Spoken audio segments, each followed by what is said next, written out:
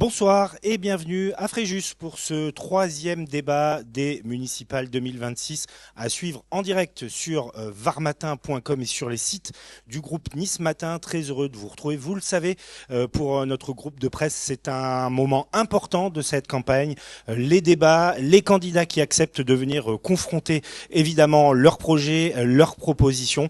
Donc nous poursuivons cette grande tournée qui nous mènera jusqu'au premier tour de ces élections municipales le 15 mars prochain, second tour, le 22 mars prochain. Je l'ai dit, nous sommes à Fréjus. 4 candidats ont accepté l'invitation de Varmatin. Nous allons le dire d'emblée, nous déplorons bien sûr l'absence de David Racheline, le maire sortant, et de Martial Cerruti, soutenu par les Républicains, 2 candidats donc qui n'ont pas donné suite à nos demandes de débat et qui donc n'ont pas accepté ce soir l'invitation de Varmatin. Un débat que je vais présenter et que j'ai l'honneur de présenter avec Thomas Huette, qui est le chef de territoire Est-Var, Golfe de Saint-Tropez pour Varmatin, bien entendu.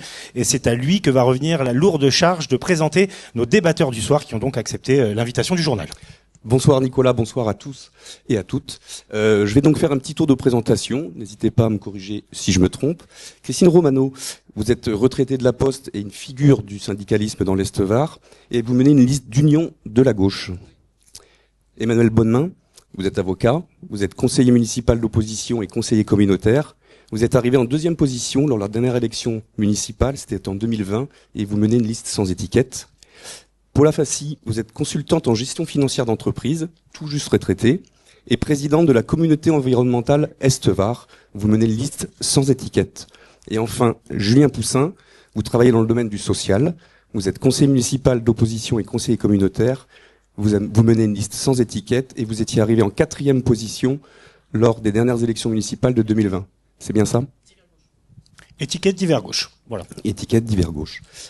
Avant de passer au thème que nous allons développer, 2 petites questions introductives. Je commence par vous, Madame Romano. D'abord, pourquoi vous avez choisi de vous engager pour cette élection? Et le 26 février, je rappelle, c'est la date butoir pour déposer les listes. Êtes-vous sûr de pouvoir déposer une liste complète? 2 questions en une. Pour la liste complète, ça marche là? Oui, c'est bon. Pour la liste complète, c'est déjà fait. Hein. Là, on a l'embarras du choix. Donc, de ce côté-là, plus de soucis, mais c'est vrai qu'il faut un certain temps pour remplir ces listes à 45 personnes. Donc, pourquoi je suis engagée? Donc, déjà, pour virer le maire d'extrême droite de Fréjus, qui a des affaires juridiques contre lui. Donc des soupçons de favoritisme et des prises illégales d'intérêt pour lesquelles il n'est pas encore complètement jugé. Et puis aussi pour développer un programme de gauche, un programme social, solidaire, écologique. Voilà. On va y revenir, on va le développer bien évidemment durant tout ce débat. Emmanuel Bonnemain. Oui, je vous rassure aussi, la liste est complète. Nous avons les 45 colistiers. Les 5 derniers seront présentés lors de notre meeting du 15 à la salle Charles-Denis à Saint-Égulphe. Donc nous avons une très très belle équipe. J'en suis très très fier en tout cas. Ils sont tous extraordinaires. Nombreux sont d'ailleurs parmi nous ce soir. Et pourquoi est-ce que nous nous sommes engagés? Pour en réalité poursuivre le combat, non pas contre quelqu'un, mais parce que nous sommes persuadés que la politique qui est actuellement menée à Fréjus est une politique qui mène la ville droit dans le mur, et il suffit de voir ce qui s'y passe en termes de commercialité, en termes de gestion de dette. On va en parler ce soir pour s'en convaincre. Et donc notre travail depuis maintenant 6 ans, c'est de bâtir un projet pour que Fréjus reparte, pour que Fréjus retrouve enfin la place qui est la sienne. Paula Fassi. Bonjour. Notre liste, elle n'est pas complète. Hein. Il nous manque encore quelques colistiers. Hein. On y travaille fortement. Moi, je me suis engagé parce que je suis président d'un bureau d'études associatif qui s'appelle Communauté environnementale Est-Var. Depuis plusieurs années, on présente des projets à l'agglomération et plus particulièrement à Fréjus. Rien n'est retenu. Et donc, notre bureau d'études et certains membres de notre bureau d'études ont décidé il y a 2 ans de se présenter aux élections municipales.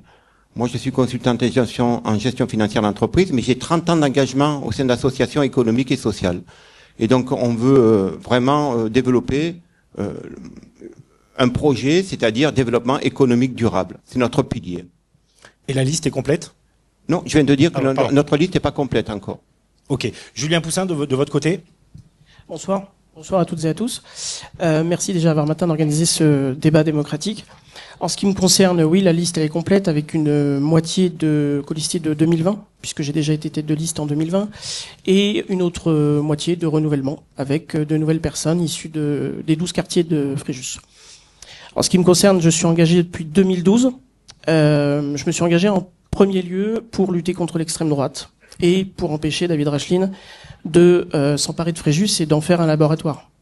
Malheureusement, bon, ça n'a pas été un grand succès, ni en 2020, mais voilà, l'essentiel c'est de défendre des idées, des convictions, et de défendre encore comme en 2020 des propositions que je ne retrouve pas dans les programmes des uns et des autres, en tout cas de ce qui a été présenté jusque maintenant, et de proposer une vision ambitieuse de Fréjus avec des projets concrets pour répondre aux attentes, aux besoins de la population, avec certains sujets de prédilection comme l'environnement, comme la lutte contre les discriminations. C'est aussi pour ça que je me suis engagé au tout départ en 2012 à Fréjus et depuis. Alors, la deuxième question concerne votre positionnement politique. On a l'habitude de schématiser entre la droite et la gauche quand on parle de débats nationaux. C'est un peu plus difficile en local parce qu'il y a beaucoup de candidats sans étiquette. Pourquoi ne pas avoir aussi réussi l'union? Je pense par exemple entre les deux listes de gauche. Est-ce que vous avez discuté? Julien Poussin, puisque vous avez la parole, on va repartir dans le sens inverse. Est-ce qu'on divise pas, on fracture pas un peu les voix? Alors, j'ai pas spécialement envie de m'exprimer là-dessus. Je vous le dis clairement. Écoutez, la seule chose que je souhaite dire, c'est que j'ai pris contact avec Madame Romano dans les tout derniers jours, justement avant le débat, parce que je savais que ce rendez-vous était un rendez-vous important dans la campagne. Y compris avec des colistiers de Madame Romano, enfin en tout cas qui se sont présentés comme tels, et je n'ai pas eu de réponse de leur part. Donc voilà, il y a eu des échanges, des discussions sur différentes thématiques et qui ont été intéressantes avec certains colistiers de Madame Romano. Malheureusement, je n'ai pas eu de retour de sa part, de la tête de liste, puisque Madame Romano est tête de liste, donc c'est quand même à elle, même si elle voit avec l'ensemble de ses colistiers, l'ensemble des militants qui participent à sa campagne. C'est voilà, moi j'ai tendu la main, j'ai écrit, j'ai essayé de discuter. Malheureusement, je n'ai pas eu de retour à ce stade, en tout cas. Il reste 15 jours. Madame Romano, vous avez donc eu le mot de la fin concernant... Donc, je vous rappelle qu'on est soutenu par toutes les listes de gauche présentes sur Fréjus, dont le PS, le PC, les écologistes, l'APRE et LFI. Donc, nos listes sont complètes. C'est vrai que Julien m'a envoyé un message il y a une dizaine de jours. Je n'ai pas répondu parce que depuis que Julien était à la municipalité, nous n'avons pas eu de contact. Il n'a pas travaillé avec nous. Je ne sais pas avec qui il a travaillé, mais en tout cas pas avec les partis de gauche présents. Donc, aucun contact. Très peu de visibilité. Il a pas siégé en 2025. Moi, ça m'est même pas venu l'idée d'aller le chercher pour qu'il reste dans la liste. Donc nous, on s'est basé depuis début 2025, même un peu avant, il y a eu des contacts.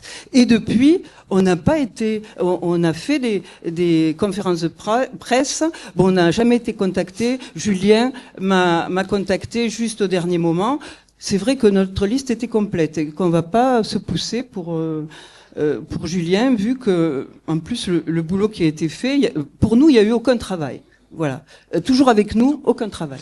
Emmanuel Bonnemain, sur la même question, mais peut-être rapporté à la candidature de Monsieur Siruty, qui est absent ce soir. Il n'y avait pas moyen de vous entendre aussi sur une candidature de centre, divers droits. Là, c'est vrai qu'on a au moins 5 listes en face de David Rachline. Je le répète, mais il y a un risque d'éparpillement des voix. Oui, c'est certain, mais il faut revenir en réalité à ce que nous sommes, notre parti, c'est Fréjus, c'est-à-dire un large rassemblement de femmes et d'hommes de Fréjus qui partent du principe que nous n'avons pas besoin d'étiquette politique nationale pour gérer et administrer la ville. C'est pas de l'arrogance, hein, c'est juste du bon sens en fait. L'idée que un rond-point, une école, il n'est pas de droite, il n'est pas de gauche, il n'est pas LR, il n'est pas LFI, il n'est pas communiste, il est simplement utile, finançable ou pas. Et à partir de là, on a rassemblé des gens qui ont leur sensibilité politique. Moi-même, vous le savez, je suis du centre droit, je suis de l'UDI, le parti créé par Simone Veil et Jean-Louis Borloo. Donc un parti du centre droit, incontestablement, mais je n'avais pas à imposer mon étiquette politique à mes colistiers ou à non, mais les, c'est pour les ça gens que je qui vous sont. pose la question sur Martial Et Cerruti. donc, je viens à Martial Cerruti. Le 28 septembre 2025, lorsque nous avons lancé la campagne de notre parti C'est Fréjus, j'ai fait une annonce très simple. Je vous présente les 20 premiers colistiers de notre liste. Il reste encore 25 places. Donc, tous ceux qui veulent venir travailler avec nous sur l'établissement du nouveau projet pour Fréjus 2026-2032, vous êtes les bienvenus. Venez, on vous attend. On a laissé des places spécialement pour vous, mais attention, on les laisse que jusqu'au 21 janvier. Parce que passé cette date, la liste sera complète et donc, vous prendrez vos responsabilités. Martial Cerruti prend ses responsabilités comme il les a prises ce soir en ne venant pas à ce débat. C'est son problème. Mais en attendant, on avance et notre projet est complet. Pour la FACI, sur l'échiquier politique, où vous situez-vous et quelle personnalité politique vous a le plus inspiré? Nous, on dégage une image un peu différente, parce que nous sommes des personnes déjà engagées depuis plus de 30 ans dans la vie économique et associative. Et durant cette période, on ne s'est jamais posé la question si on était de droite, de gauche, on a travaillé pour l'intérêt général. Donc on ne veut pas se regrouper ni avec l'UDI, ni avec la gauche, ni avec la droite, et parce que ils ont une image un peu plus politique. Nous, pendant 30 ans, comme je vous l'ai dit, on a travaillé, on était sur le terrain. Aux dernières élections de 2020, il y a eu 62% d'abstention. Il faut bien se dire que la politique politicienne, il faut pas la mettre dans une gouvernance, surtout dans notre ville de Fréjus. Même si le maire de Fréjus veut faire une forteresse contre l'État, nous, on veut faire une forteresse contre la politique politicienne. Et donc, on dégage nous-mêmes une image plus sincère, et ça permettra peut-être à faire descendre beaucoup d'électeurs qui ne sont plus allés voter depuis très longtemps. Et sur la question de la dispersion des voix, on a un David Racheline fort, qui certes a profité de l'abstention à la dernière élection, mais qui a quand même été élu au premier tour. Là, le fait d'avoir 5 listes qui s'affrontent, c'est pas un cadeau pour lui? Moi, je trouve pas que ce soit un cadeau. Pourquoi? Parce que si on se regroupe, si notre image se regroupe avec un parti politique, rien ne va changer. Si on arrive à faire descendre d'autres électeurs par rapport à notre image, je considère... Je parlais plutôt entre vous, Voilà. justement, sans parler d'étiquette politique, mais de vous concerter et de vous rassembler peut-être pour être plus fort. C'était ça le sens de la question. Je ne pense pas qu'on serait plus fort en se regroupant. Parce qu'on a, comme je le redis, on a une image très particulière de personnes qui se sont déjà engagées depuis 30 ans. Pour ma part, si je peux... Alors Emmanuel Bodemain. Si je peux me permettre, je regrette en tout cas que nous n'ayons pas pu nous rassembler avec Paul Afassi, notamment après 2023. Mais ça n'est qu'une opinion personnelle. Je constate aussi combien nous avons des idées finalement assez proches les unes des autres. Mais peut-être que ça servira, quand on fera descendre les nouveaux électeurs, peut-être que ça servira à tous. Si vous le voulez, on va aborder le premier thème de la soirée. Vous voulez rajouter quelque chose? Alors très rapidement, allez-y. Je voulais rajouter que je suis fière de porter les couleurs de la gauche et que c'est pas si courant de faire une unité à Fréjus, la gauche contre le reste du monde et surtout contre le RN, contre les idées d'extrême droite. Alors, on va rentrer dans le vif du sujet. Et le premier thème que nous allons aborder, c'est celui des finances. Face à la dette de la ville qui s'élève à plus de 150 millions d'euros fin 2025, nous aimerions vous entendre sur votre stratégie budgétaire. Quelle serait-elle? Est-ce qu'il faut réduire les investissements? Est-ce que c'est un plan à plus long terme pour résorber cette dette? Ou vous pouvez trouver des économies? Je commence par vous, Christine Romano. Donc la situation, elle n'est pas facile, hein, parce que bon, on a une dette. Alors je regarde mes fiches parce que c'est pas évident. 154 millions de dettes. La dette, elle a été augmentée depuis 2014 que David Racheline a pris la mairie. Elle a été augmentée de 9 millions. C'est pas rien. Donc ça fait une dette par habitant de 2700 €. Donc il faut savoir aussi qu'il a vendu 53 millions de capital. 53 millions de capital, c'est ça. C'est-à-dire pas de capital, mais de patrimoine. Je veux dire du patrimoine qui appartenait à Fréjus, et ça n'a même pas servi à réduire la dette. Nous sommes une ville les plus endettées de France. Donc à partir de là, c'est la réalité. Si on va aux affaires, si on rentre à la mairie, ça va pas être facile pour personne. Et donc, nous, on s'engage à avoir un budget à l'équilibre et puis à réduire petit à petit cette dette. Mais ça prendra du temps. Hein? Comment vous allez procéder pour la réduire, cette dette? Alors, comment on va faire? Donc d'abord, une gestion sérieuse et transparente. Après, j'ai remarqué quelques trucs dont David Racheline veut faire un investissement de 32 millions de mémoire, mais c'est à peu près ça, pour l'école de la Baume. C'est plutôt 27 millions. Moi, j'ai lu ça, mais bon. Peu importe. Hein, 32... C'est ça? Emmanuel Bolman dit qu'on est à 30. On est à 30. Bon, moi, en tout cas, autour de 30 millions d'euros pour un groupe scolaire. Donc, c'est pas rien. Quand vous savez qu'on a une dette de 154 millions, 32 millions, c'est une grosse partie, là. C'est quelque chose, je trouve, qui est complètement exagéré. Alors qu'il y a déjà 2 écoles et que ces 2 écoles seraient regroupées. C'est une aberration sur le nombre d'élèves. 1000 élèves pour une école. Ça veut dire quoi, ça? Et puis pour le vous ne pensez donc pas qu'il y a un besoin? Hein? Il n'y a pas de besoin. Le besoin, ça sera sûrement, hein, parce que nous on n'est pas aux affaires, on ne sait pas ce qui s'est passé, mais on sait quelques trucs. Hein. Ce qu'il y a besoin de faire, c'est rénover les écoles.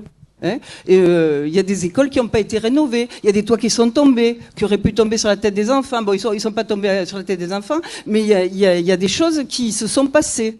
Hein. Donc, essayer de donner des moyens à l'école et de rénover les écoles s'il y en a besoin. Mais faire cette usine enfant de 1000 élèves, je trouve que c'est pas raisonnable. En plus, le prix que ça coûte. Emmanuel Bonnemin. Sur la question de la dette par ricochet sur la question de l'école, vous jugez aussi que c'est un mauvais projet. En général, quand on construit des écoles, c'est plutôt bon signe. Ça veut dire que la population augmente et qu'on développe une politique en faveur de l'enfance. Oui, mais non. Parce que ce projet, et Madame Romano a parfaitement raison, c'est un projet qui est destiné à plus de 1000 enfants sur un quartier qui en plus est totalement congestionné et ne peut pas être desservi par des transports en commun pour des enfants qui sont de 3 à 10 ans. Donc c'est juste impossible. Alors que le besoin, en réalité, il est de reloger des enfants qui sont actuellement sur l'école Paul Roux, ils sont 360, 380. Et avec l'augmentation envisagée du nombre d'enfants dans les 5 ans qui viennent, on est grosso modo à 700, 720 élèves. Donc concrètement, est-ce que vous renoncez à ce projet? Ah oui, est-ce que vous pouvez y renoncer? Oui, tout à fait, absolument. Donc, le projet, il est à peine lancé parce qu'en réalité, c'est un des points sur lesquels David Racheline et ses amis se sont fait retoquer par la Chambre régionale des comptes lors de la présentation du budget 25. Mais je voudrais répondre à la question posée, si vous voulez bien. Oui, sur la dette. Et je me suis permis de prendre trois lignes de comment dirais-je, de notes. Ce seront les seules que j'utiliserai ce soir parce que c'est trop précis pour pouvoir être laissé à l'amateurisme. Donc la dette, le gros mensonge de la municipalité sortante, c'est que cette dette, elle n'a pas diminué, elle a augmenté. Et il faut que tout le monde dans Fréjus en soit parfaitement conscient. Comment? Regardez le conseil municipal du 27 mars 2025, la délibération 6, c'est le budget primitif de l'année 2025. La structure de la dette est la suivante. 142 millions en dehors du pôle enfance. Plus 14 millions d'emprunts supplémentaires. Moins 4 millions de prêts relais qui avaient été remboursés et moins 3 millions de dettes qui ont été remboursées inscrits au budget. On est à 148 149 millions de dettes en fait au total, auxquelles vous devez rajouter les 10 millions du pôle enfance. Parce qu'en réalité, cette dette-là, laissée en 2020 par David Rachlin, elle finit par nous rattraper, mais vitesse grand V. Donc nous sommes à 159 millions 5 de dettes contre 128 millions d'encours au 31 décembre 2019. Ça, c'est le rapport de la Chambre régionale des comptes. Donc ça, c'est pour le constat. Du coup, Le demain, constat, vous, aux c'est affaires... 31 millions de dettes supplémentaires imputables à la gestion Rachlin. Nous, aux affaires, qu'est-ce qu'on fait? Alors, comment vous faites? Parce que il faut d'abord, faire des économies, et est-ce qu'on arrête- peut investir en on économisant? arrête effectivement les dépenses inutiles. Je rejoins Madame Romano, elle a raison sur ce point. Les dépenses inutiles, c'est quoi? C'est par exemple le changement du sens de circulation dans la ville. Ça a coûté 1,2 million. C'est par exemple les 4 millions de frais d'études pour l'école de la Baume. 4 millions en 2025. Et puis, on va augmenter les ressources sans augmenter les impôts. Je crois qu'il faut que ces choses soient très claires. Comment? Grâce à l'augmentation de la population. Je rappelle qu'on est passé de 54 000 habitants à 61 000 en l'espace d'une mandature. C'est énorme. Par l'augmentation du nombre d'entreprises, j'en parlerai tout à l'heure, s'agissant du développement économique sur la zone du Capitou, du zoo Capitou. Et puis, en allant chercher des subventions là où elles sont nécessaires. On n'a quasiment pas de subvention départementale, 0 subvention régionale, rien de l'Europe.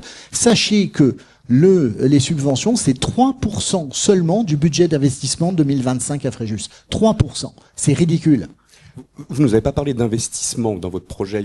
Il y a des projets structurants. Absolument. Vous allez quand même continuer à investir. Oui, tout à fait. Et on va continuer à investir grâce à l'utilisation de ces ressources fiscales dont je viens de parler à l'instant, et puis surtout par une redistribution de ce budget en arrêtant les projets totalement inutiles et en les consacrant sur des budgets qui sont effectivement fondamentaux. Mais regardez le rapport de la Chambre régionale des comptes, vous comprendrez que on va du coup réutiliser par exemple 28 millions d'euros de dépenses réalisées par David Rachin et son équipe sans la moindre transparence, sans la moindre appel d'offres.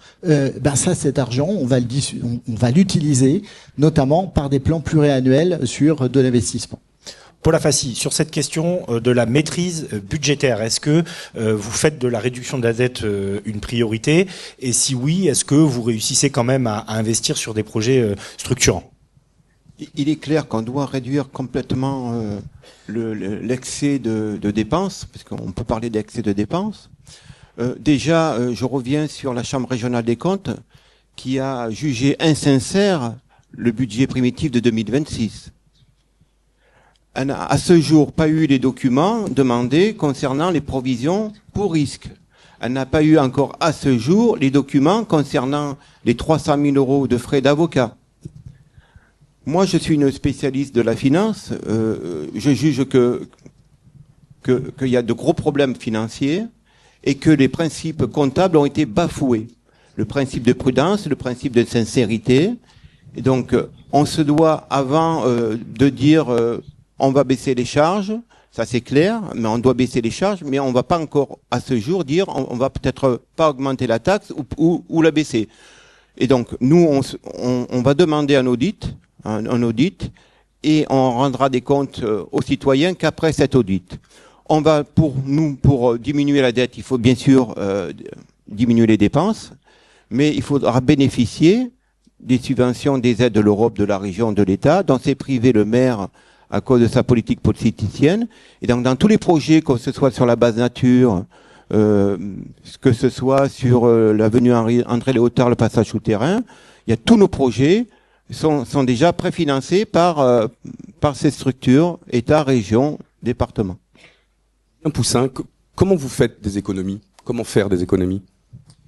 Alors bon, je reviens pas sur le constat qui a été que je partage largement, sur le niveau de dette qui est abyssal, parce que presque 160 millions d'euros, c'est plus que quand David Rachlin est arrivé en 2014.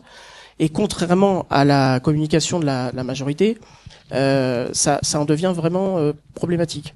Donc il faut réduire la dette sans pour autant gréver les investissements, parce que les investissements sont nécessaires pour les habitantes et les habitants, notamment sur le social. Je pense qu'il faut réinstaller des centres sociaux, par exemple, dans les quartiers. Ça coûte malgré tout de l'argent. Mais je pense qu'il faut mettre le paquet sur le social et accompagner au plus près les habitants dans leur démarche du quotidien. Beaucoup éprouvent des difficultés à ce niveau-là, et il faut remettre de l'argent dans les quartiers populaires notamment. Sur la baisse de la dette, oui, il y a beaucoup de choses. Monsieur Bonnemain a évoqué différents projets auxquels je souscris, mais voilà, il y a beaucoup de dépenses inutiles en réalité. Par exemple, la Health Week, financer un festival de moto à la base nature qui coûte plus tard sur les voilà. sur les non mais je veux dire, il y a eu beaucoup, voilà, les frais de justice du maire, les frais de réfection les travaux sur l'hôtel de ville également. Tout ça coûte des centaines de milliers d'euros. En cumulé, c'est des millions et des millions d'euros. Et la dette pourrait être moindre. Je pense qu'il faut une gestion beaucoup plus rigoureuse en fait des finances publiques. Ça passe aussi par les subventions aux associations. Il y a quand même des associations, notamment des associations sportives, qui sont très largement subventionnées par la ville et qui n'ont pas forcément des résultats probants en termes sportifs et qui sont subventionnés. Là, c'est plusieurs millions d'euros dont on parle. Sur la question des projets comme la Health Week, la mairie qui est rénovée, etc., c'est des choix politiques. Vous en ferez aussi de votre côté. Vous allez développer une offre culturelle. Alors si c'est pas la Health Week, ça sera autre chose. Si vous ne rénovez pas la mairie, vous engagerez des travaux ailleurs. On peut pas y échapper en 6 ans. On peut pas dire on coupe toutes les dépenses. Donc c'est cet équilibre-là qui est difficile à trouver, j'imagine. Oui, tout à fait. Non mais c'est bien ce que j'ai dit au départ, c'est que on continuera les investissements, mais par contre on fera des choix différents. C'est effectivement la gestion d'une commune, c'est des choix politiques. Alors pas forcément moins cher, mais en tout cas des choix d'intérêt général. J'en parlerai forcément tout à l'heure sur les autres sujets, mais la gratuité des transports, c'est un vrai choix politique. Ça a été fait dans beaucoup de communes en France. Ça coûte beaucoup d'argent. Ça, c'est plusieurs millions d'euros par an. Mais je veux dire, ça va améliorer le pouvoir d'achat des habitants. Ça va améliorer la situation en matière de bouchons, en matière d'embouteillage qu'on rencontre de plus en plus à Fréjus. Donc c'est une question de choix politique. Et malheureusement, les choix qui sont faits actuellement par la majorité ne sont pas les bons. C'est souvent des choix qui ne vont pas dans l'intérêt général. Manuel Bonnemain, vous vouliez rajouter quelque chose rapidement? Oui, juste pour rebondir sur ce que vous disiez, M. Gallu, il faut bien avoir présent à l'esprit que la ville de Fréjus a de toute façon un budget grosso modo de 154 millions par an. Et ces 154 millions sont à répartir entre le budget de fonctionnement et le budget d'investissement. Et effectivement, vous avez raison, il y aura des choix politiques qui seront faits en fonction des axes principaux qui sont à mener, non seulement sur la commune de Fréjus, mais on en parlera tout à l'heure aussi, sur Estérel Côte d'Azur Agglomération, puisque, vous le savez, un certain nombre de sujets, en fait, fondamentaux pour la ville, dépendent de l'agglo. On va y revenir, il y aura un sujet spécial sur la gouvernance à l'agglo, notamment, dans lequel on pourra débattre de ça. Monsieur Poussin, oui, allez-y. Je voulais juste rajouter une chose, et aller dans le sens, effectivement, de mon collègue Monsieur Bonnemain, sur la recherche de subventions, c'est-à-dire que effectivement il faut faire des économies, mais il faut marcher sur deux jambes. Et la deuxième étant effectivement la recherche de subventions. Je rejoins ce qu'a dit Monsieur Bonnemain. Il n'y a quasiment pas de subventions, de l'Europe, de la région, du département. Et quand on monte des projets qui vont répondre à l'intérêt général, des projets ambitieux et des projets sérieux, si on arrive à les monter au niveau administratif, alors c'est beaucoup de temps, je pense qu'il faudra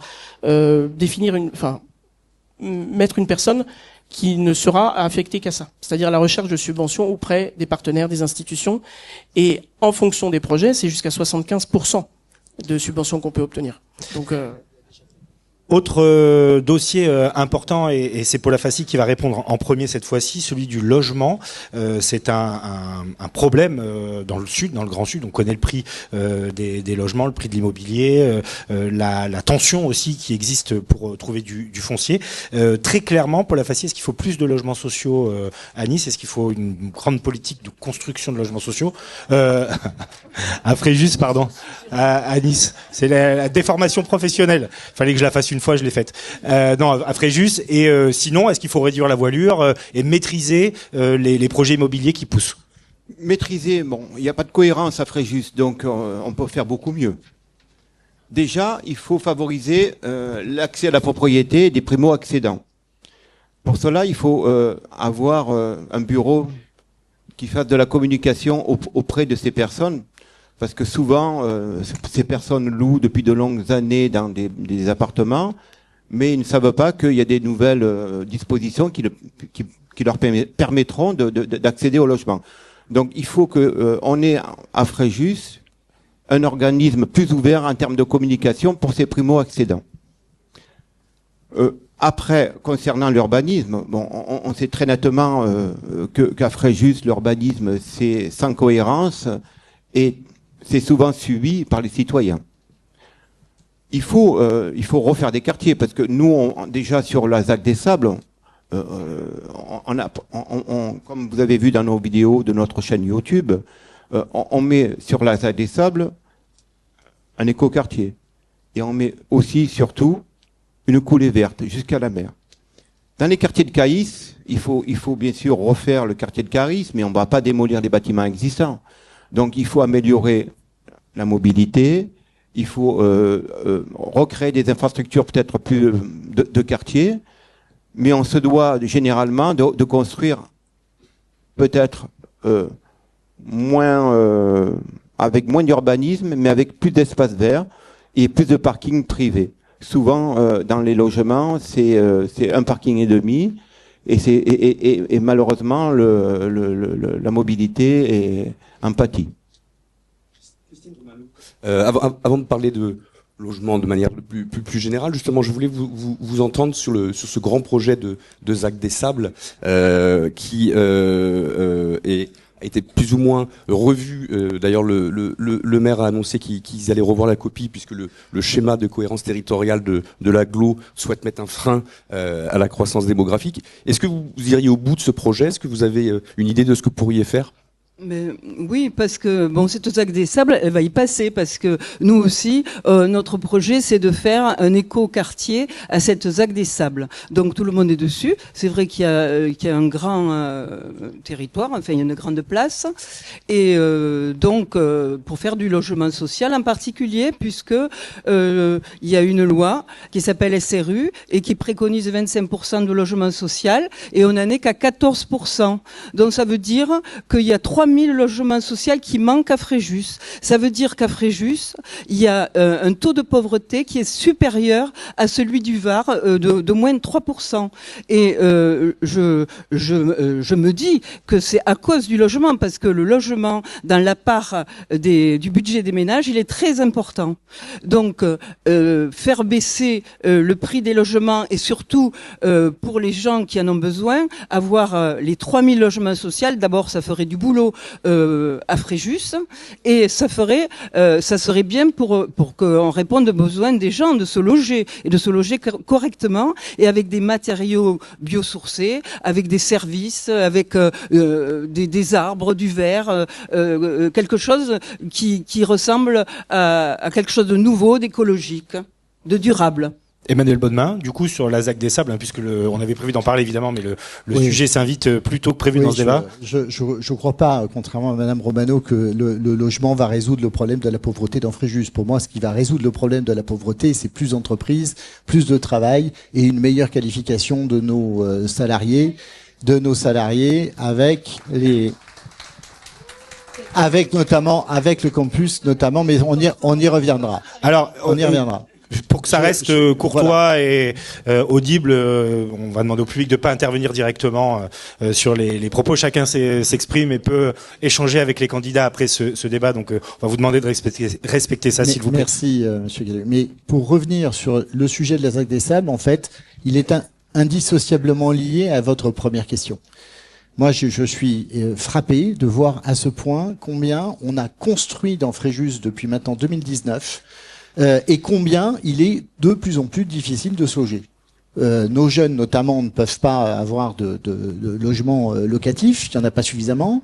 Ils ne peuvent pas non plus, pour l'instant, accéder à la propriété parce que c'est trop cher. Donc, nous avons, pour ce qui nous concerne, pensé à un électrochoc, en fait, en termes d'urbanisme. Il faut refaire le plan local d'urbanisme, celui qui avait été pondu en 2019 ne fonctionne pas. Et le nouveau PLU qu'on va proposer aura pour idée de rendre impossible la construction d'immeubles collectifs de plus de 10 logements dans tous les quartiers de la ville, sauf dans le centre et sur la ZAC des Sables. Dans le centre parce que c'est déjà dense, et dans la ZAC des Sables parce que c'est à construire.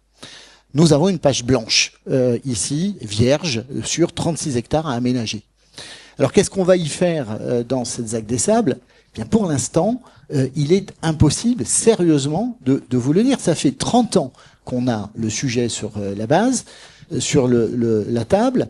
On peut pas le définir exactement. Pourquoi ? Parce que ça va dépendre du cahier des charges qui sera réalisé par l'aménageur, qu'il faudra de toute façon missionner dans le cadre du contrat de ZAC, et qui va définir la constructibilité. Par contre, ce qu'on sait, c'est qu'il y aura effectivement des espaces verts, effectivement des logements et des logements sociaux, évidemment, mais je pense aussi aux logements multigénérationnels. C'est quelque chose qui, pour moi, est extrêmement important, parce qu'il n'y a pas que le problème des jeunes actifs.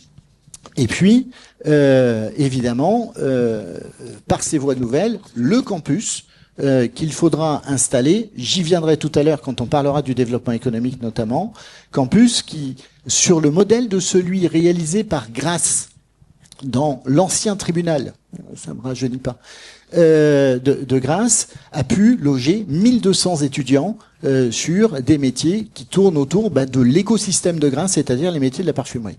Donc c'est à créer, c'est ça qui sont... Ce sont les axes principaux dans notre projet sur la ZAC des Sables. Pour la passive, vous voulez rajouter quelque chose ? Après, je te donne la parole à Julien. Il faut revoir le PLU, il faut revoir le SCOT. Le SCOT, pourquoi ? Parce que le SCOT, il a été normalement élaboré pour tous les 5 ans. Là, on voit que le SCOT, au bout de 2 ans, il change. Donc, il y en a eu en 2017, en 2023. Et là, on voit en 2025 un nouveau SCOT qui est tombé du ciel et qui, dans les cartographies, ont oublié des trames vertes et bleues dans la zone de Valescure. Et des trames vertes et bleues, on peut pas les oublier comme ça. Ce sont des rivières, le Conillet, la Valescure. On se doit, d'une manière générale, de refaire très rapidement un nouveau projet de SCOT. Je suis parfaitement d'accord avec Paul Afassi. Nous étions d'ailleurs ensemble lors de la présentation de ce SCOT. Il faut savoir qu'il n'est pas définitivement arrêté. C'est la raison pour laquelle nous allons pouvoir effectivement l'amender pour rendre possible la construction sur la ZAC des Sables, parce que tel qu'il est prévu aujourd'hui, ça n'est pas possible. C'est encore un mauvais coup fait chacun par doit s'exprimer. Pardon. Alors, je rejoins beaucoup ce qui a été dit sur le SCOT et sur effectivement la ZAC des Sables, l'écoquartier. Bon, je pense que voilà, il y a un consensus dessus. Moi, ce que je tiens à dire quand même, c'est que Fréjus a été extrêmement bétonné ces dernières années, et je pense qu'il faut arrêter ce bétonnage en fait. Ça rejoindra la partie environnement qu'on évoquera tout à l'heure. Juste Mais après. voilà, je pense que c'est plus possible en fait de construire, de bétonner comme ça a été fait. L'exemple le plus frappant, c'est quand même l'avenue de Provence. Je pense que tout le monde l'a à l'esprit. Là, il y a plus un seul endroit vert sur cette artère. Et dans beaucoup de quartiers, je pense notamment à la Tour de Mar, il y a eu des constructions, y compris sur des zones vertes. Il y a quelques années, c'était des zones vertes. Maintenant, ça a été construit. Évidemment, bon, sur la partie des logements sociaux actuels, enfin ceux qui sont en cours de construction et ceux qui vont l'être malheureusement dans les prochaines années, il faut une transparence absolue en fait sur l'attribution des logements sociaux. Il faut que ça soit uniquement sur le critère de la ressource des familles en fait. Il n'y a pas, à mon sens, de transparence à ce niveau-là, et que c'est en fonction de copinage, de je connais telle personne, je connais un tel.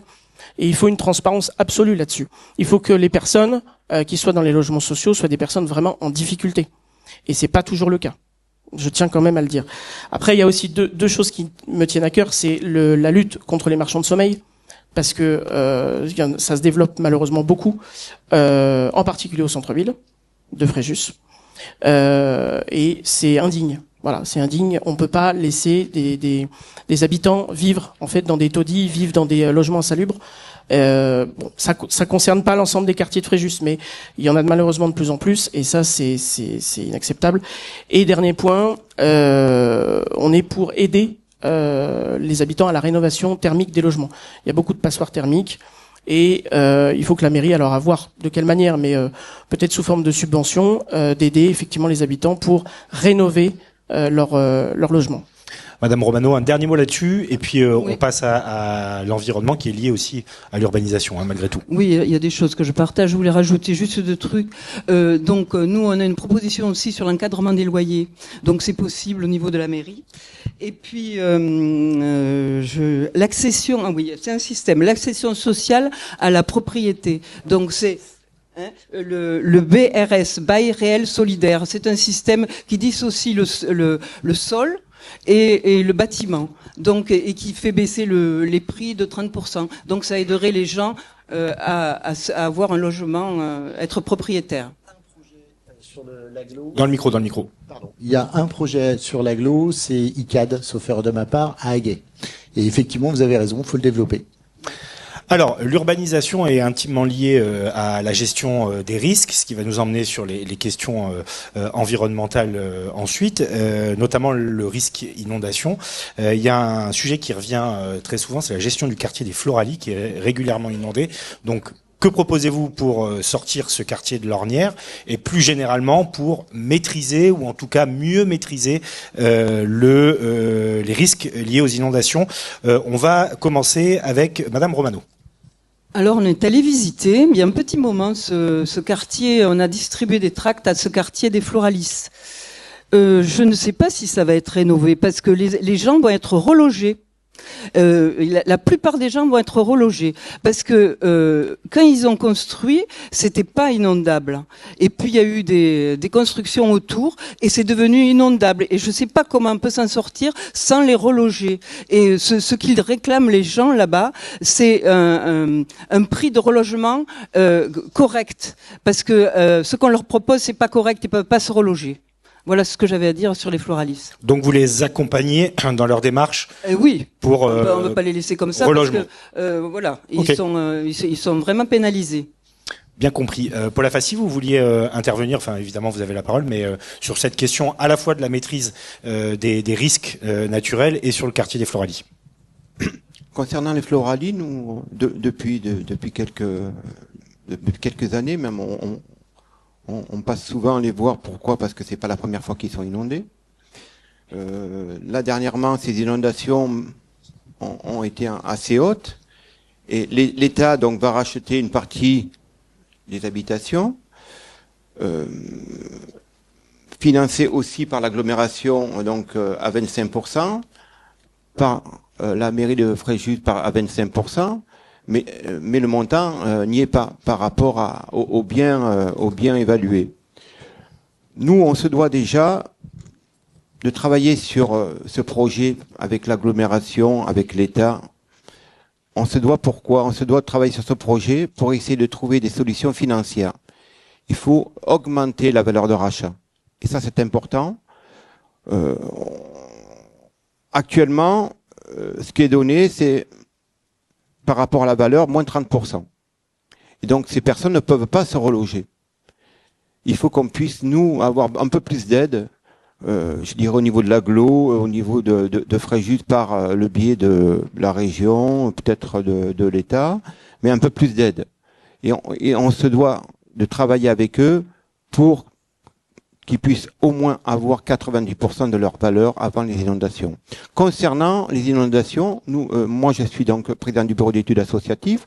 On travaille depuis plusieurs années sur la Sniève de Valescure. La Sniève de Valescure, elle part du bas de l'avenue André Léotard jusqu'au barrage de Saint-Esprit.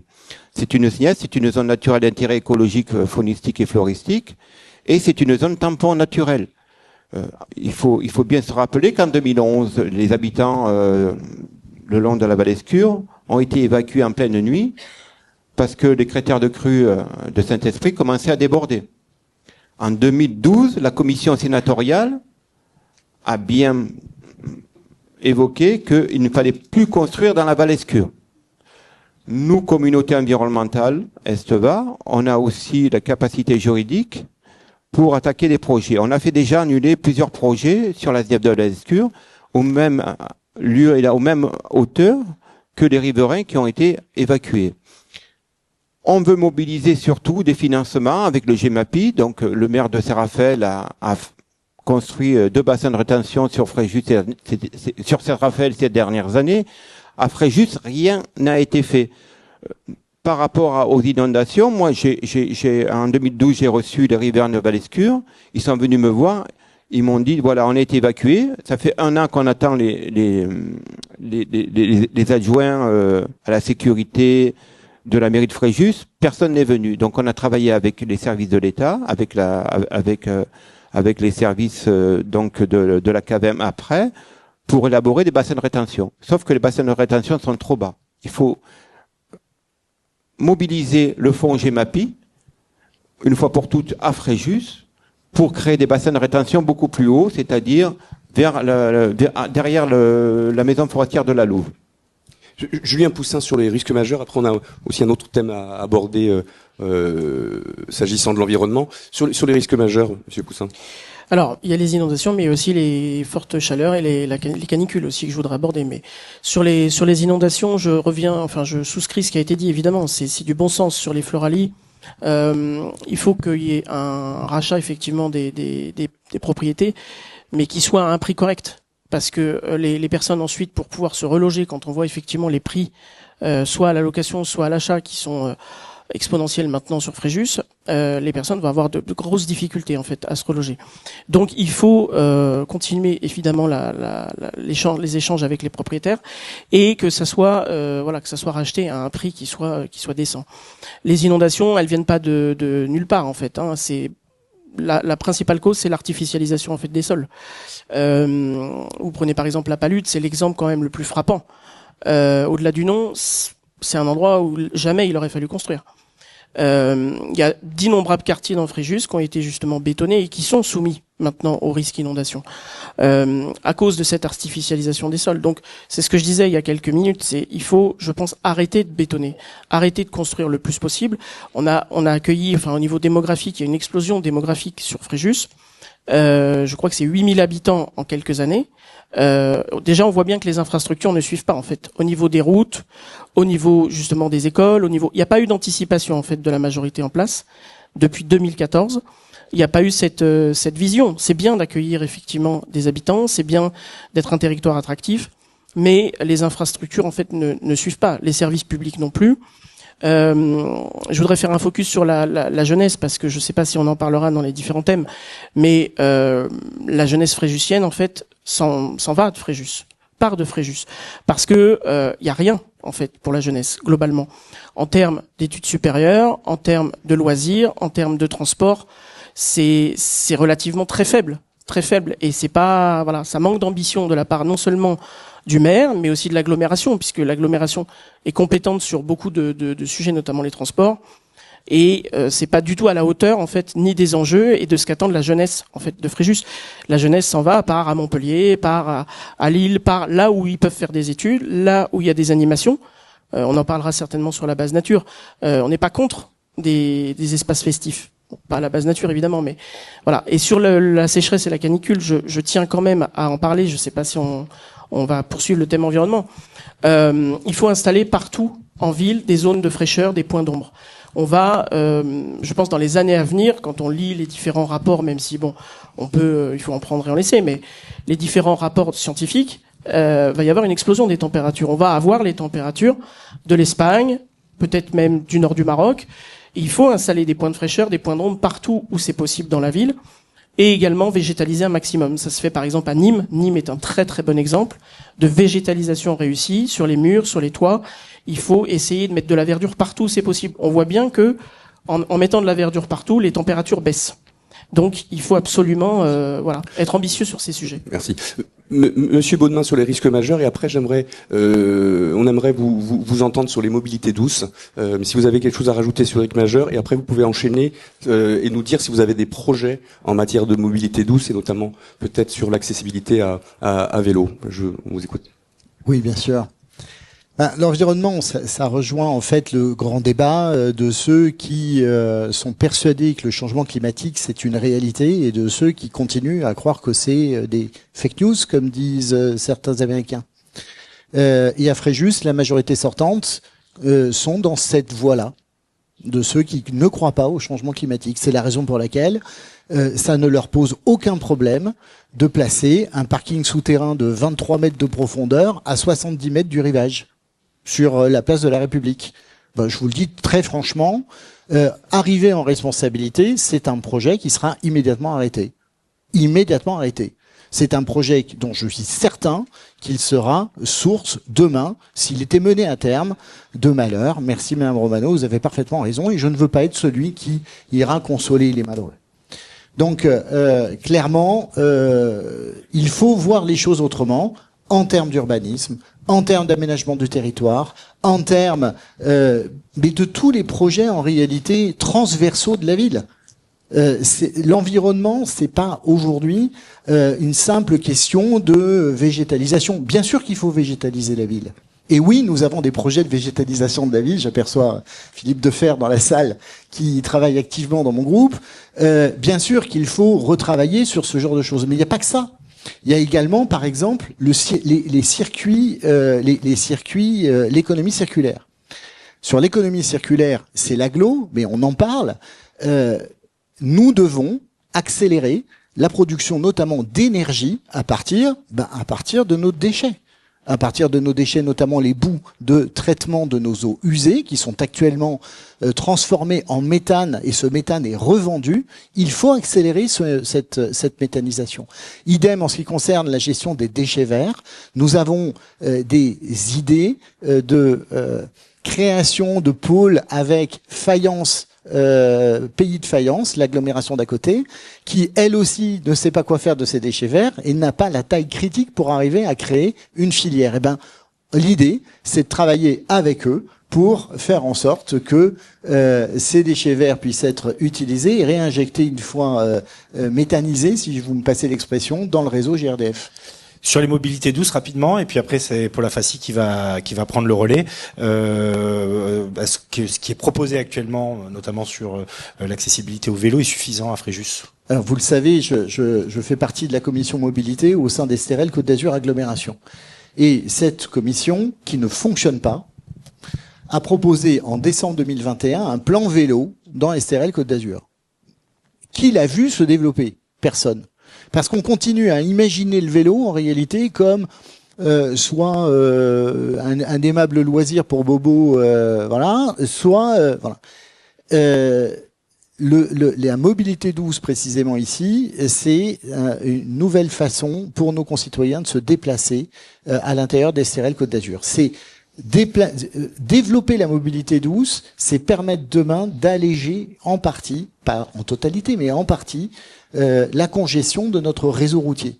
Donc, principal axe, créer un aménagement des berges du Réran, qui servira en fait de colonne vertébrale au réseau et relier l'intégralité des pistes les unes avec les autres. Il n'y a pas qu'une question de piste d'ailleurs. Il y a une question d'aménagement avec des parcs à vélo sécurisés, parce qu'aujourd'hui, un vélo, ça coûte quand même près de 3 000 € pour les vélos électriques. Oui, vélos électriques. On peut avoir des vélos mécaniques moins chers. Je vous rassure. Ils ont fait du sport en plus. Vous en faites, Nicolas, pas vraiment. Je sais.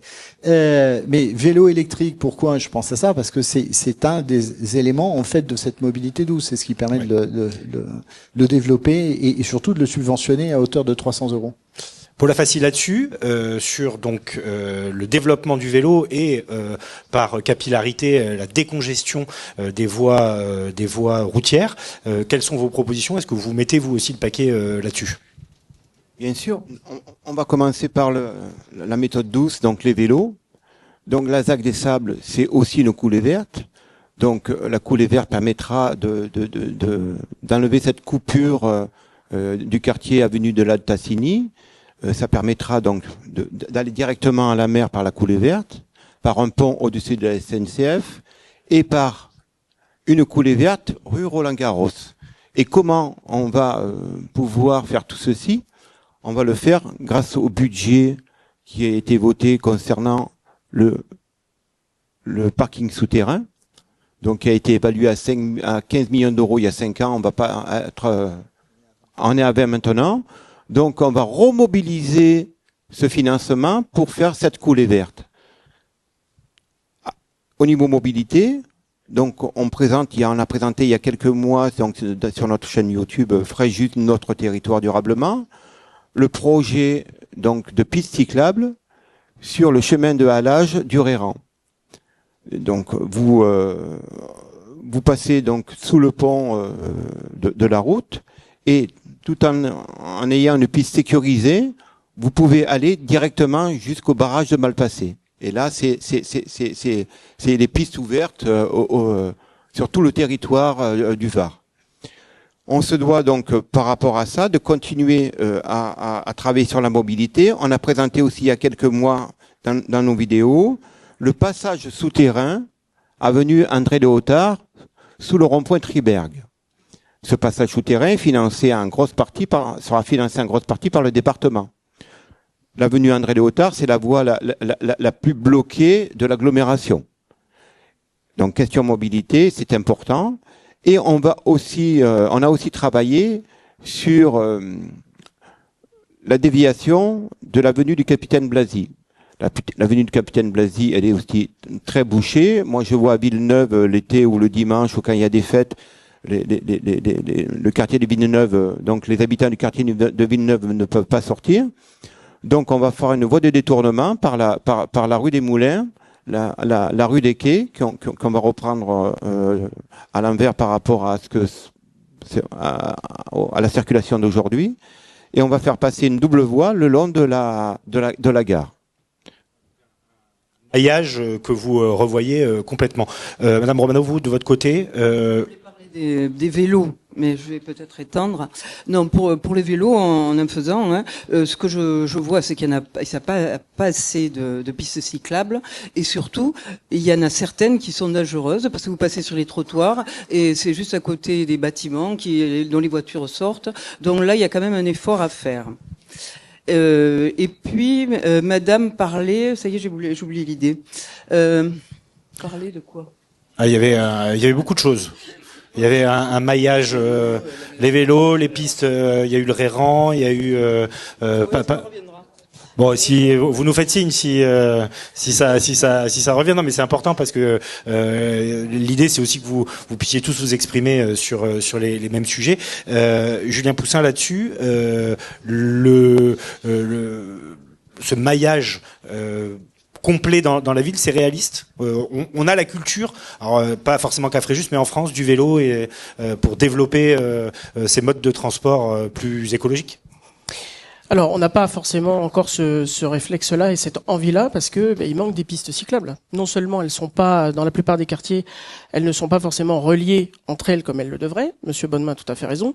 Et dans nombre de quartiers, elles sont tout à fait inexistantes.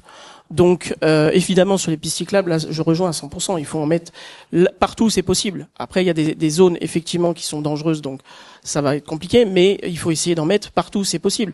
Le vélo n'est pas assez développé parce qu'il n'y a pas les pistes existantes. Les gens ne se sentent pas en sécurité. Plus globalement, sur la mobilité, tout à l'heure, vous parliez de décongestion. Effectivement, d'axes routiers qui sont de plus en plus fréquentés et où on retrouve de plus en plus de bouchons. Il y a quelques années, c'était aux heures de pointe, aux sorties vers 18h. Maintenant, c'est quasiment partout, tout le temps, les bouchons. Si vous vous retrouvez pas dans les bouchons, c'est que vous n'êtes pas à Fréjus. Nous, ce que nous proposons, évidemment, c'est une proposition que je martèle depuis 2020, c'est la gratuité des transports, en fait, la gratuité des bus. Je ne désespère pas de convaincre Monsieur Masquelier. Dans beaucoup de communes en France, c'est une réalité les transports gratuits, que ce soit à Dunkerque, que ce soit à Montpellier ou plus proche de Fréjus, à Aubagne. À Aubagne, les transports sont gratuits, que ce soit les bus, le tram, c'est gratuit. Et je tiens à préciser, petite note politique, depuis 2020, la ville d'Aubagne est dirigée par les Républicains. Ils ne sont pas revenus sur la gratuité des bus parce que c'est une mesure de bon sens. Et donc, ça perdure sur Aubagne. Et j'espère que ça perdurera encore. Ce que je tiens à préciser, c'est que la gratuité des bus, c'est non seulement pour améliorer le pouvoir d'achat des habitants, mais c'est surtout pour décongestionner. Le mot que vous avez employé tout à l'heure est très juste.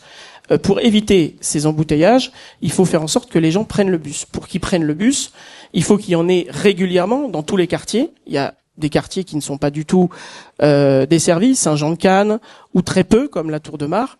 Voilà, l'égalité en fait de desserte n'est pas la même en fonction du quartier.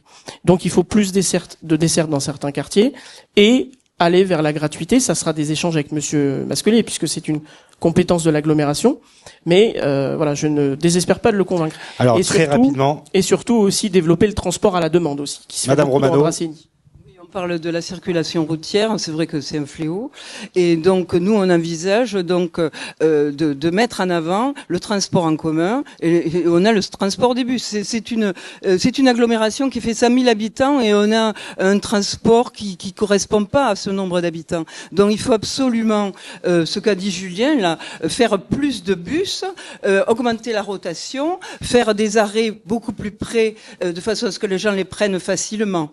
Et donc après on a d'autres projets en matière de transport, pourquoi pas faire des liaisons maritimes dans le Golfe, et pourquoi pas aussi agir sur la réouverture du guichet de la SNCF qui nous ont fermés. Donc ça c'est pas normal non plus qu'on puisse pas s'adresser à quelqu'un de la SNCF.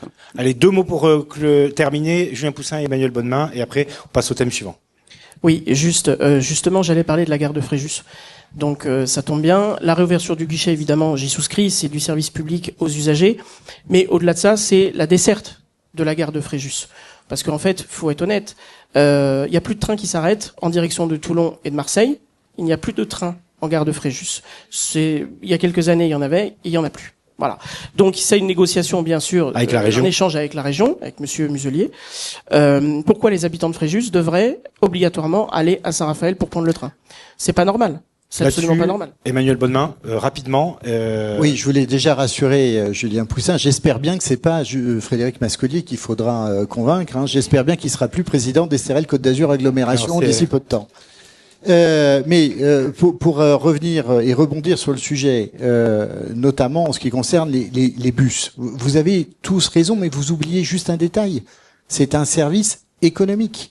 Et ce service économique, il obéit à des lois économiques. Il y a toujours quelqu'un qui paye. Si ce n'est pas l'usager, ça sera forcément le contribuable.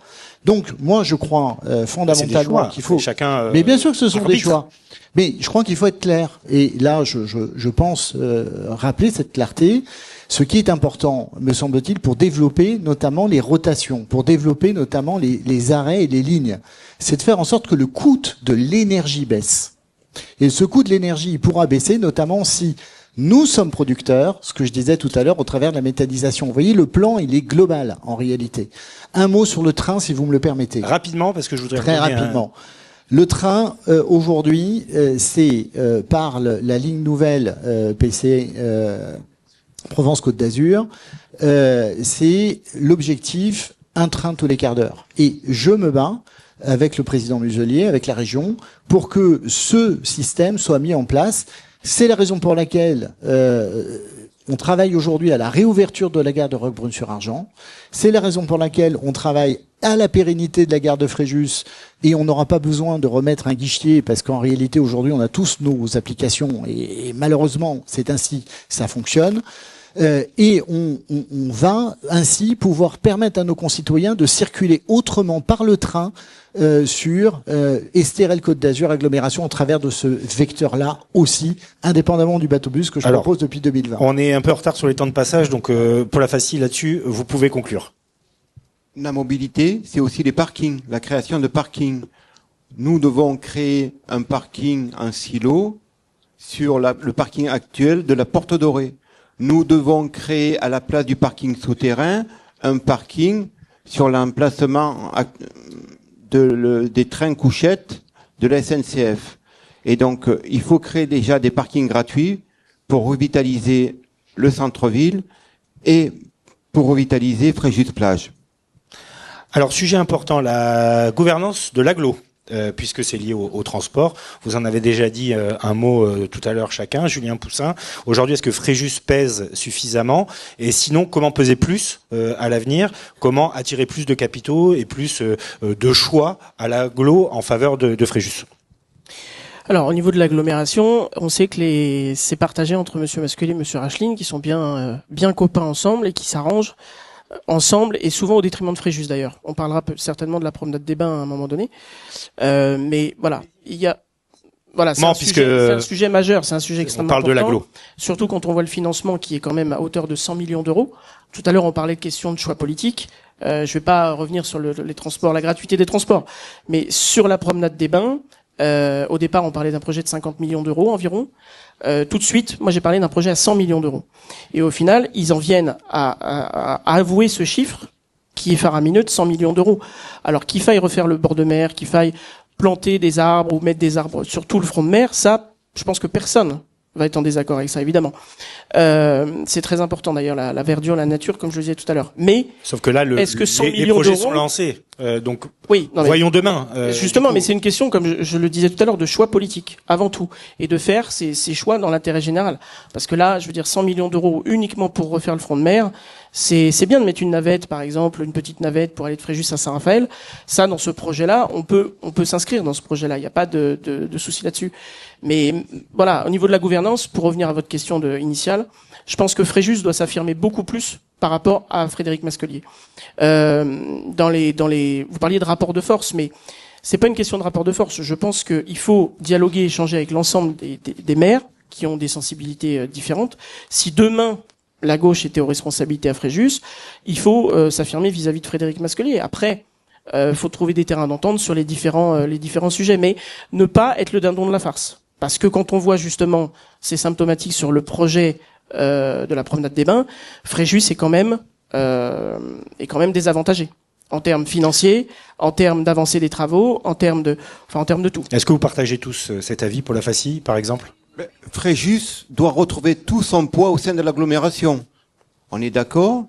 Il faut que Fréjus bénéficie de tous ces financements de l'agglomération.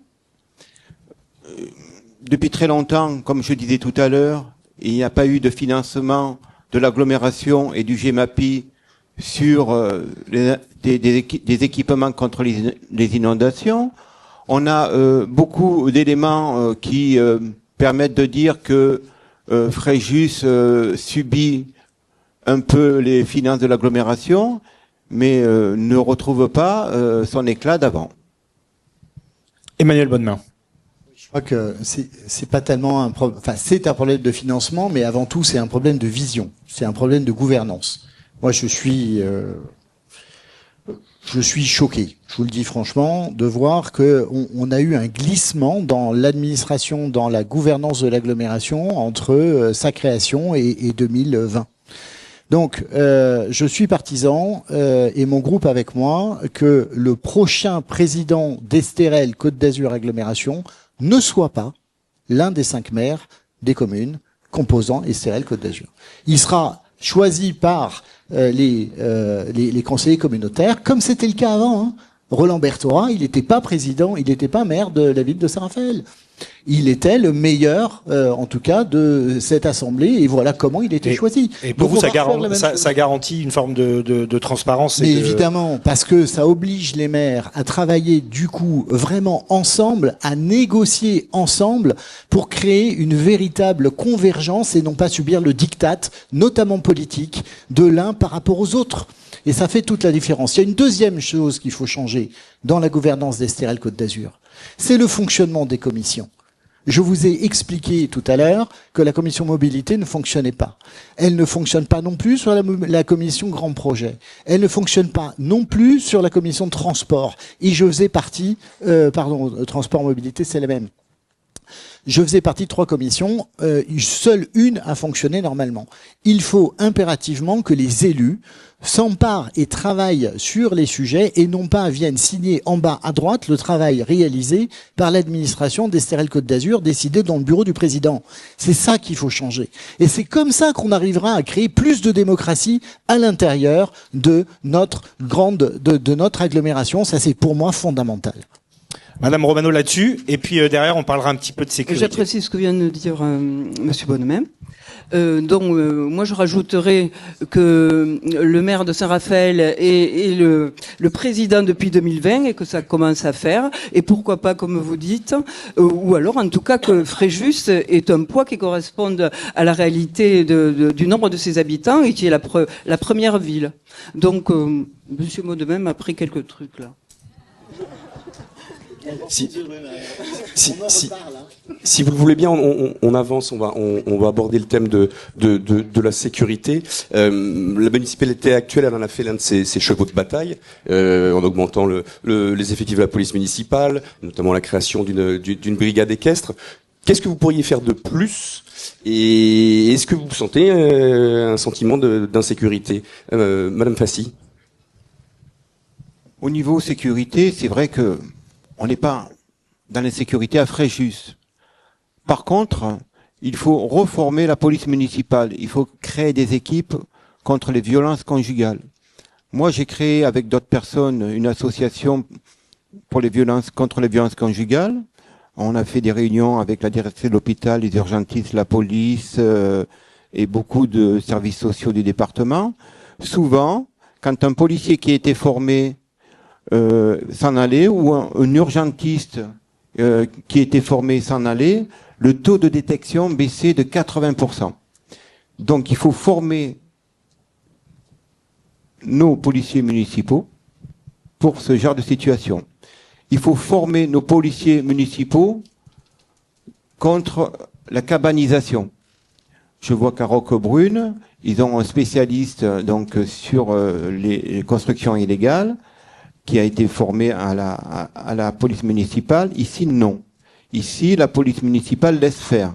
Moi, j'ai dénoncé très souvent ce manque de vision et surtout ce manque d'aller voir les terrains, parce que le maire doit prendre des mesures de coercition pour bloquer toute construction. Il ne le fait pas. Alors, juridiquement, le maire a tous les pouvoirs pour faire arrêter les remblais ou les constructions. Il n'a pas le pouvoir de démolir. Mais dès le premier camion, il peut demander un AIT, un arrêt interruptif des travaux à la DDTM. Très souvent, sur 48 heures, voire 3 jours, la DDTM donne cette AIT. Et donc, dès l'affichage du panneau, toute construction, toute cabanisation, tout remblai illégaux doivent s'arrêter. Et donc, le maire a tous les pouvoirs juridiques pour prendre des mesures de coercition, pour mettre des scellés, pour saisir le tractopelle, le camion, mais à Fréjus, rien n'est fait. À Roquebrune, pourtant, depuis quelques années, à Roquebrune, il n'y a plus aucune cabanisation, il n'y a plus aucun remblai. Donc, il faut former la police municipale à Fréjus. Sur la sécurité, vous pensez qu'il faut faire plus, différemment? Alors, sur la sécurité, vous parliez tout à l'heure du sentiment est-ce qu'on est en sentiment d'insécurité? Ça, c'est très subjectif. C'est en fonction des personnes, en fonction des quartiers, en fonction des heures. Il y a des quartiers dans Fréjus, effectivement, où il y a des problèmes de sécurité qui sont très clairs. Il y a eu une augmentation des cambriolages, par exemple. Ça, c'est très clair. Il y a eu beaucoup d'incivilités du quotidien que ne supportent plus en fait les habitants. Donc ça doit être une priorité. Et la mesure phare que nous on propose, c'est un renforcement de la police municipale en nombre de policiers municipaux. Vous parliez d'embauche de policiers municipaux par le maire, c'est encore largement en dessous en fait de ce qui est attendu par la population et surtout à la hauteur des enjeux d'une ville qui vient juste de dépasser les 60 000 habitants. Le principal problème aussi de la majorité sortante, c'est qu'ils ont mis tous les moyens sur les caméras de vidéosurveillance.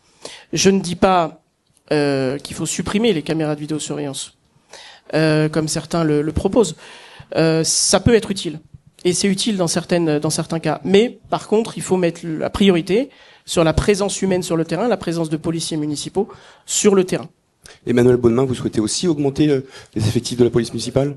Je partage parfaitement le constat de Julien Poussin. Cambriolage, 1428 faits recensés en 2024. Augmentation des faits de trafic de stupéfiants. Augmentation maintenant des faits de trafic d'êtres humains dans le quartier du centre, notamment ici sur Port-Fréjus. Enfin bref, on fait le constat ensemble que pas suffisamment peut-être de policiers municipaux, je vais y venir, mais surtout que la politique du tout verbalisation de Reichstein et de ses amis, ça fonctionne pas. Donc, il faut revenir à l'essentiel. Et l'essentiel pour nous, c'est le retour de la police de proximité. J'ai lu dans Var Matin, il n'y a pas tellement longtemps d'ailleurs, qu'un syndicaliste de police nationale venait de dire que l'abandon de cette police de proximité était une erreur. Il a raison. Donc, ça, c'est l'État. Mais bien entendu. Mais donc ça, c'est un combat que vous aurez du mal à mener seul. Ça doit être dupliqué au niveau communal. Et c'est la raison de quelle façon c'est la raison pour laquelle 64 policiers municipaux pour 61 000 habitants, c'est pas suffisant. On va augmenter ces effectifs pour créer de l'îlotage, de la police de proximité de quartier.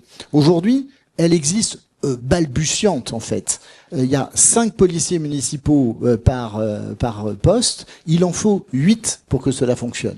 Donc augmentation du nombre. Et comment on finance? Notamment en supprimant la brigade des caisses dont vous parliez tout à l'heure, Thomas. C'est très bien, hein, moi j'adore les chevaux, je trouve ça merveilleux, c'est super, il n'y a pas de problème. Sauf qu'avec une ville avec 159 millions de dettes, nous ne pouvons pas nous permettre de continuer à financer ce genre de, je dirais, de police de prestige. Voilà, donc on va faire un travail du quotidien, un travail de bon sens. Christine Romano, sur ce sujet. Donc pour nous, la sécurité, la tranquillité. La sécurité, d'abord, ça passe par la police nationale. Donc la police nationale, elle a un rôle que n'a pas la police municipale. Mais ça ne nous empêche pas de souhaiter une police municipale redéployée dans les quartiers, comme ça a été dit. Donc une police qui ce serait des gardiens de la paix. Ça serait des gens qui soient connus dans le quartier et qui connaissent aussi les gens. Et donc ça, c'est un gage de tranquillité. Donc aussi, dans les quartiers, on préconise aussi de remettre les centres sociaux et culturels, on ajouterait, parce que les centres, la culture, c'est nécessaire, ça rend moins bête, et puis ça éduque, et puis ça occupe. Hein. Donc les centres sociaux à Villeneuve, à Lagachon, à la Gabelle. Après, il y a cette histoire de lutte qu'a dit Paul Afassi contre les violences faites aux femmes et aux enfants. C'est des faits de société et on peut pas laisser les femmes sans structure adaptée. Voilà. Donc, pour revenir au quartier aussi, il y a la création d'animateurs et d'éducateurs de rue. Aussi, ça en a besoin aussi, et ça peut être aussi, ça peut accompagner la police municipale que nous souhaitons être gardiens de la paix. Donc aussi il y a l'aspect une ville propre. Une ville propre, c'est une ville respectée. Si ça commence à être sale dans les endroits, il y a plus rien tout peut se dégrader. Donc et lutter aussi. Quand vous allez dans l'Estérel, vous avez des dépôts sauvages de n'importe quoi, surtout de bâtiments. Et ça, il faut vraiment faire quelque chose là, parce que. Voilà. Oui, alors rapidement, et après on en. Pour l'Estérel, il y a que le parc naturel régional qui pourra financer des gardes et la création de maisons forestières, de reconstruction de maisons forestières. Pour la sécurité des biens et des personnes. Et je précise que les recrutements de policiers municipaux sont très compliqués en ce moment, puisqu'il y a beaucoup de postes ouverts et très peu de candidats, donc ça sera aussi un sujet que vous devrez prendre à bras-le-corps. Par du redéploiement, notamment de fonctionnaires municipaux existants, et vous voyez, on parlait des dépôts sauvages partout, c'est un fléau. Et pour lutter contre les dépôts sauvages, eh bien, il faut que la police municipale puisse avoir la fonction de répression de ces délits, et surtout qu'on déploie les caméras des caméras spécialement pour pouvoir attraper les auteurs de ces délits du quotidien. Et plus de capacité juridique de la police municipale. Alors ça, c'est le Sénat qui s'en occupe. Ça, c'est voilà, législatif. C'est en train de se faire. Le Sénat a déjà voté. Le Sénat, l'Assemblée, et puis pour la police nationale, c'est aussi des moyens d'État. C'est tout à fait. Un secteur régalien, et effectivement, il faut faire le forcing pour ça. Mais les deux sont complémentaires. Oui, juste, ça n'a pas de lien direct, mais je regrette qu'on n'ait pas parlé plus de la base nature. Ah bah, c'est le thème qui va clore ce débat. D'accord. Alors, donc on y va. On est à 1h15 à peu près, donc il y a certains thèmes et on s'en excuse qu'on n'a pas pu aborder, mais vous les retrouverez largement développés dans les pages de Var Matin d'ici le premier tour et dans les programmes de chacun. Mais la base nature, évidemment, on peut pas y couper. C'est un site exceptionnel dans notre région, unique pour connaître un peu la région. Je pense pas qu'on ait un site de cette nature-là ailleurs. Ça fait l'objet de divergences entre vous et également avec le maire sortant. Madame Romano, est-ce que vous l'exploitez différemment, cette base nature? Il y a un skatepark qui a été créé pour les jeunes notamment. Qu'est-ce que vous en faites? Et est-ce que vous dites stop aussi aux grands concerts comme ceux de Joule qui participent à la promotion de Fréjus? Le skate, on le garde. Il est bien, il est apprécié. Non, ce qui ne va pas, c'est l'installation de l'hôtel 4 étoiles. Et alors voilà, c'est le débat aussi. Voilà, nous on a distribué des tracts, un tract spécifique pour ça, mais les gens qui le savent pas, ils font des bons quand ils voient ça. Ça m'étonne pas qu'il soit pas là le maire, parce que ça c'est quelque chose de très impopulaire, cet hôtel 4 étoiles. Donc en plus, il nous piquerait toute l'entrée et tout il y a une espèce de jardin avec des arbres pour accéder à la mer. C'est inadmissible. Donc c'est pas ce qui avait été dit pour quand on a attribué cette base nature à la ville. Donc ça, il n'en est pas question pour la ville. Donc ça doit être réservé à l'usage exclusif des Fréjussiens. Et puis aussi, nous avons des projets sur la base nature, parce qu'il y a plein de bâtiments qui sont vétustes et qui pourraient être réutilisés. Toujours l'emplacement, on pourrait faire autre chose. Nous, on a le projet, mais j'ai vu que, bon, c'est pas que nous qui avons ce projet. On a le projet de faire une université, et en plus, ça résoudrait le problème des jeunes, qu'on pourrait rattacher les jeunes un peu plus à Fréjus, faire une université des métiers de la mer, de l'hôtellerie, de la restauration. Et donc ça ferait une alternative avec des véritables services publics et quelque chose qui sert aux jeunes et en même temps à toute la ville. Voilà. Juste sur la base nature, après je vais passer la parole, vous étiez tout de même favorable au déménagement des services techniques? Il fallait le faire? Mais pourquoi pas, puisque si on veut faire un projet d'université, pourquoi pas? Monsieur Baudemin, sur la base nature, vous êtes évidemment contre ce projet d'hôtel de luxe. Quels seraient vos projets phares pour ce site?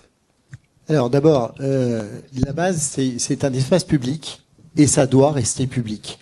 Il est hors de question de laisser une appropriation privative sur cet espace qui est le joyau et qui est l'héritage en réalité de nos anciens, notamment l'équipe de François Léotard. Donc, je le redis solennellement, je dénoncerai la lettre d'intention qui a été signée au mois de décembre 2025 par le maire sortant, nonobstant, malgré l'avertissement solennel que j'avais donné lors du conseil municipal du 29 novembre dernier, en disant que je refuserai toute appropriation sur ce terrain. Donc il n'y aura pas d'hôtel. C'est un projet que j'arrêterai immédiatement si je suis élu. Premier point. Qu'est-ce qu'on fait des anciens services techniques? Les services techniques, vous le savez, ils déménagent. Ça coûte déjà 17 millions d'euros au budget communal. Ils vont être placés du côté de la ZAC des Sables, justement. Il faut raser les anciens bâtiments, pardon, parce qu'ils sont totalement vétustes et on ne peut rien en faire. Vraiment, c'est indigne. Donc on les rase et on transforme le site en jardin public. Et je reviens sur une excellente idée de Paul Afassi qui est de mettre en place un mur d'escalade à cet endroit-là. C'est une excellente idée. Par la région. C'est financé par l'Europe et par la région. C'est une excellente idée. Ça fera pas les 3 hectares du site, mais en tout cas, c'est parfait.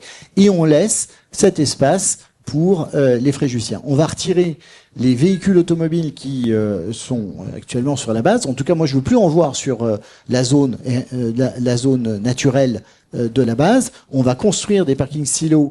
C'est déjà un projet qui est depuis longtemps dans les cartons le long du chemin des batteries, de manière à pouvoir permettre une circulation raisonnée dans un sens normal de les véhicules automobiles.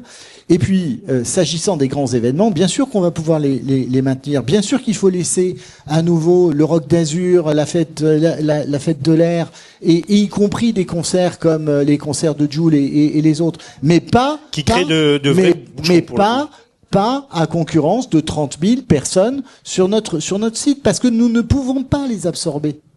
Nous pouvons absorber, nous savons gérer un 10 000, 15 000 personnes, mais au-delà de cette jauge, c'est juste impossible. Voilà, en tout cas, le projet avec un stationnement qui se fera à l'extérieur, et les spectateurs seront ramenés par des navettes directement sur site pour ne plus continuer à pénaliser les Fréjussiens. Il ne faut pas que ça devienne une nuisance non plus.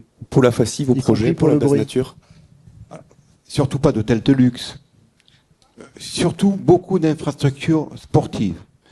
Nous, sur la base nature, à l'emplacement des jardins, on a proposé sur notre chaîne YouTube un fitness park.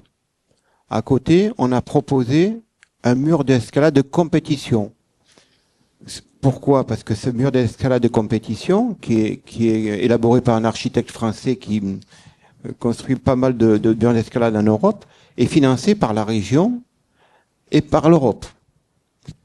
Et ça attire des milliers de personnes lors des compétitions. Donc sur notre chaîne YouTube, on voit bien sûr ce mur d'escalade qui paraît peut-être dangereux, mais sur un mur d'escalade sera entouré de grillages amovibles. Donc c'est dans tous les murs d'escalade d'Europe, pour des raisons de sécurité, ça sera géré par l'AMSELF.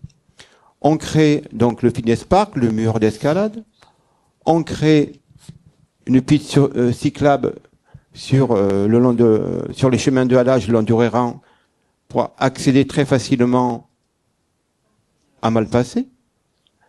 On crée pas mal d'infrastructures, dont aussi sur l'espace CACO, un espace jeune. Pourquoi un espace jeune? Puisqu'on se doit donc de faire venir les jeunes des quartiers et se rassembler sur la base nature. Tout ça géré par la municipalité. Les jeunes ont besoin donc d'avoir un espace à eux. Et on se doit aussi de créer, comme me disait Emmanuel, un parking en silo. Ça, c'est important. Donc, tout ceci, toutes les infrastructures que l'on va construire, et on a d'autres idées, permettra donc aux citoyens locaux de bénéficier d'infrastructures gratuites, et ça permettra aussi de générer un tourisme sportif. Concernant le mur d'escalade, moi j'ai donc l'architecte me disait, qui est président de la fédération d'escalade, me disait, nous on vient beaucoup dans l'Estérel faire de l'escalade. Beaucoup viennent aussi faire du vélo. Et donc on veut créer un espace à la fois pour les locaux, mais développer un tourisme économique sportif. Julien Poussin, pour conclure sur ce thème, plus d'équipements sportifs, quels sont vos projets sur la base nature? Alors, je précise que certains ont été livrés aussi avec des terrains de rugby et de foot et le fameux skatepark. C'est juste pour savoir si vous poursuivez dans cette lignée-là d'équipements sportifs ou si vous donnez une autre orientation au site de la base.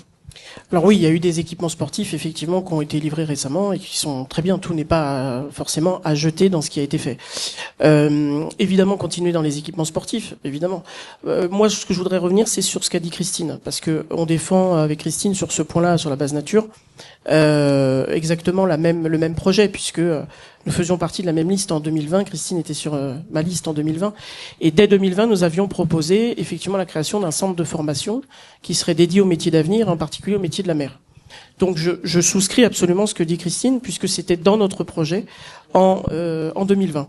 Donc on s'est toujours battu contre le projet d'hôtel, qui est un projet d'hôtel 5 étoiles et non 4. Et l'argument du maire de Fréjus, c'était de dire que il fallait essayer de concurrencer Cannes et qu'il n'y avait pas d'infrastructure d'hôtel de luxe 5 étoiles dans l'Est-Var. Il y a le touring à Saint-Raphaël.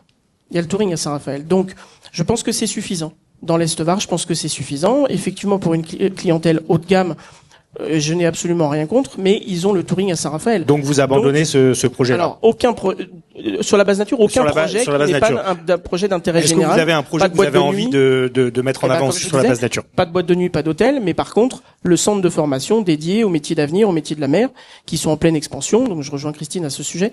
Et évidemment, le développement des équipements sportifs. Ça a été fait en partie, mais c'est pas suffisant, c'est pas à la hauteur des enjeux. Et surtout, continuer la plantation d'arbres. Parce qu'ils se sont beaucoup vantés, enfin la majorité sortante, par la voix d'Ariane Karbowski de planter. Ils ont planté plein de petits arbustes, plein de petits arbres.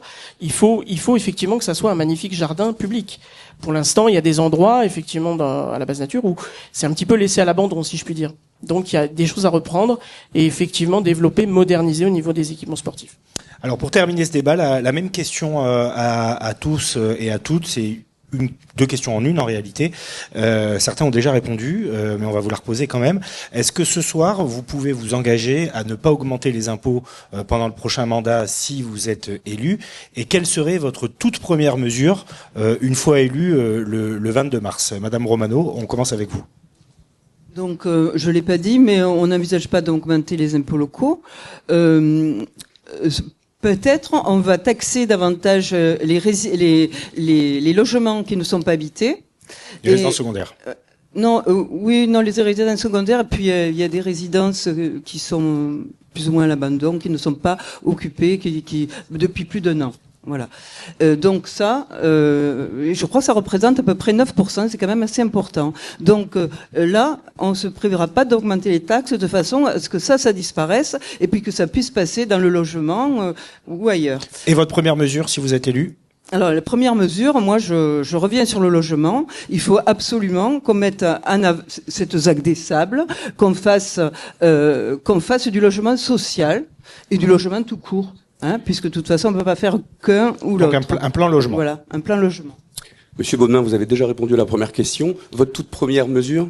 Revitalisation du commerce dans Fréjus par de l'animation chaque semaine, par du stationnement adapté, y compris de la gratuité pendant le week-end, par de la sécurité, on l'a dit, de la propreté, et puis surtout par la redistribution de cette manne extraordinaire qui se trouve sur la ZAC, sur la base nature. C'est près d'1 million de personnes qui fréquentent la base nature par an. Eh bien, l'idée, c'est de récupérer une partie de cette clientèle pour la redistribuer vers tous les quartiers de la ville, mais en partie le centre. Centre qui travaillera aussi sur cet outil merveilleux culturel et patrimonial qui est la romanité, sur lequel nous n'avons jamais véritablement développé cet axe. Paula Fassi, les impôts et votre première mesure. Il est évident qu'on ne va pas augmenter les impôts, mais notre première mesure, c'est changer le PLU et le SCOT. On construit depuis de nombreuses années sans cohérence, sans tenir compte des voies cyclables ou des voies de transport. On se doit très rapidement de refaire le SCOT, de refaire le PLU pour qu'un urbanisme durable soit implanté dans tous les quartiers.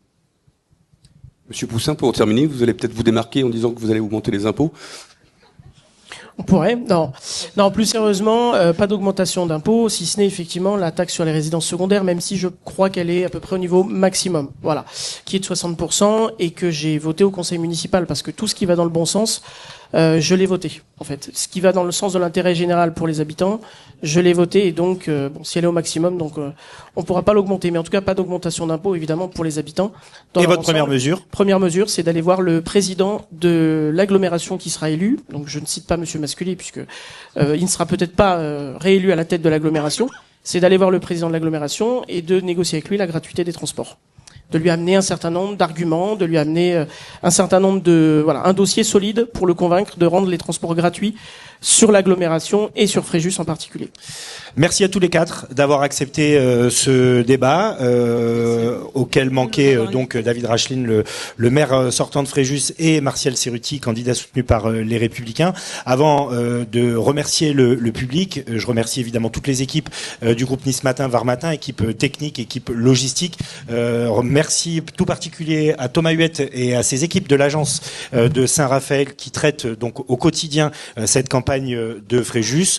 Vous aurez évidemment demain dans votre Var Matin local 2 pages consacrées à ce débat qui est également à revoir sur le site internet du journal www.varmatin.com. Merci à toutes et à tous. Très bonne soirée. On se retrouve demain à la Seine pour un nouveau débat des municipales, le 4e. Passez donc une très bonne soirée et à très vite.